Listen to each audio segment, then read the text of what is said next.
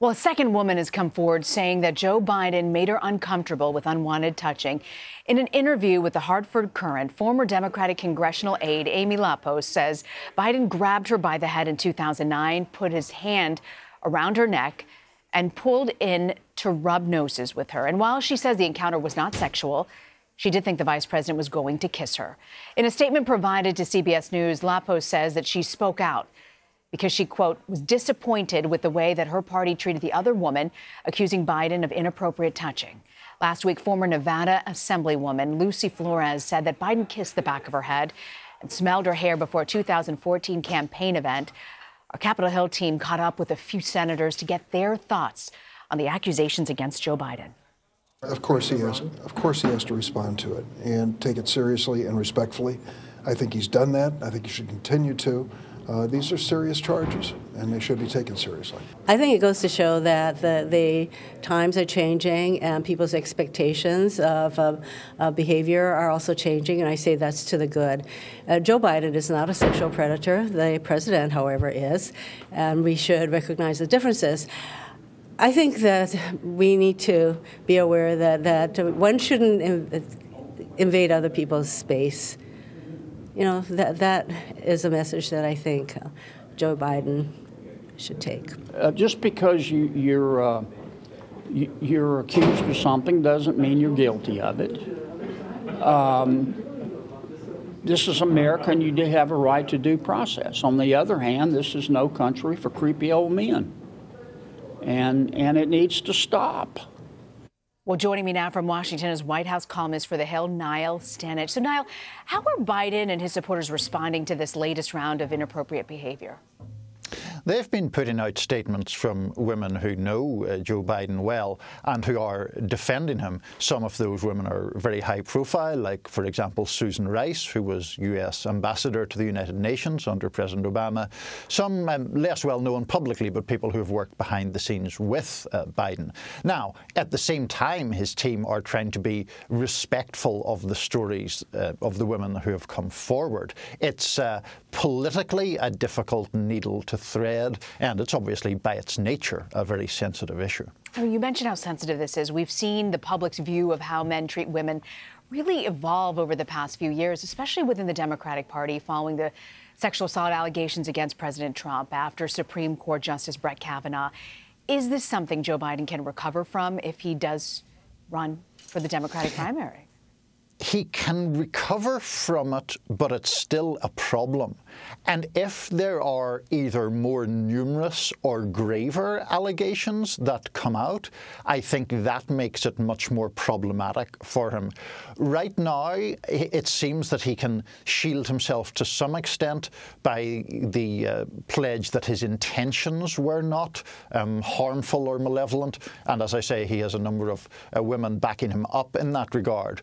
But if there were to be something worse than this to come out, I mean, we saw what happened to Senator Al Franken, for example, when he faced allegations that were a couple of gradations more severe than this that ended his political career.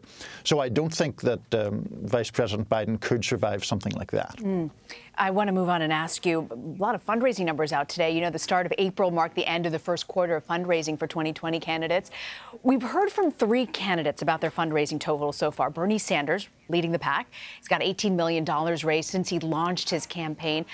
You see the breakdown here. There's Kamala Harris with $12 million and then Pete Buttigieg at $7 million. Are you surprised by this influx of money coming in, particularly as you see Sanders leading the pack there?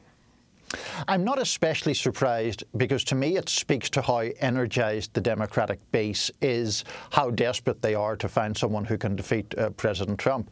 Bernie Sanders obviously has a very impassioned following. I mean, in 2016 he came from nowhere or was seen as a very long shot candidate and became a much more serious challenger to Hillary Clinton than most people had expected. I should also say, Rena, I differ a little bit from the Beltway consensus on Bernie Sanders. I think there's a sense among some people that, oh, well, he can't really win. He's a democratic socialist. He's well into his 70s, etc. I don't agree with that. I don't think he's necessarily the favourite, but it is entirely plausible to me that Bernie Sanders could end up the Democratic nominee for president. I mean, I'm looking at these numbers. You know, what stands out to me is also the number of young people who are contributing to Sanders, like under the age of 40. It's pretty significant. When you look at these numbers, you're also looking at folks who haven't submitted their fundraising totals. Cory Booker, Kirsten Gillibrand. Is this a sign of a problem for their campaign? And in full disclosure, they've got really until April 15th to do this. But the fact that we're not seeing these early numbers, does that signify a problem with their numbers?